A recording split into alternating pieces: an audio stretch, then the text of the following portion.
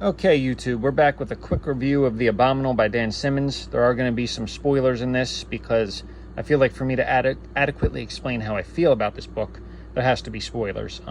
At the beginning, I was really enjoying it, even halfway through really enjoying it, because I really, I like winter settings in books and movies. I just think the snow, the cold, the freezing temperatures, all that really makes for a good setting. I really enjoy that.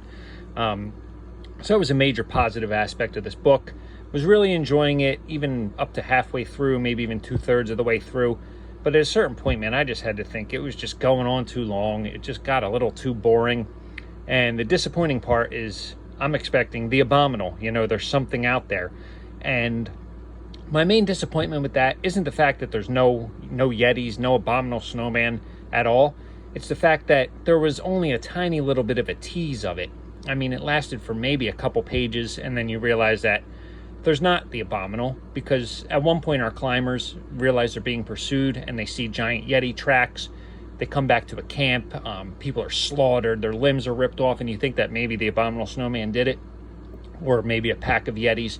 However, we learned very quickly, and much too quickly for my personal taste, that it's actually Nazis, before they were officially called Nazis, I guess, are pursuing them, and they made it look like Yetis. So just in case people come and discover the bodies and stuff, that the local people there, they do believe in the Yeti somewhat. They're scared of it. So it was basically humans pretending to be Yetis, and that's fine. The problem is, like I said, it's sold as if this is a major aspect of the book, and it's just so minor, and you barely even get the illusion of Yetis, which is something I wanted as a horror fan, before you realize that it's not Yetis at all. It's actually humans.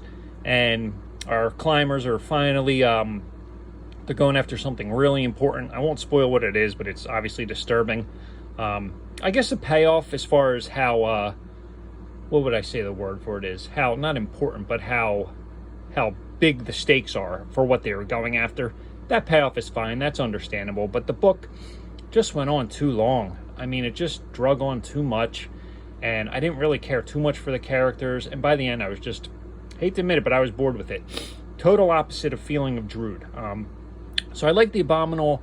Starting off, I was really into it. I love the winter setting. I think it did end up in ways that I didn't expect, so I'll give it some credit for that. At the same time, it was a little disappointing. I think I would just give this like a 3 stars and recommend a bunch of other Dan Simmons books before this. But I don't know, maybe read for yourself. Maybe you'll find it different. And just for me, average, little disappointing. And that's that. That's the Abominable.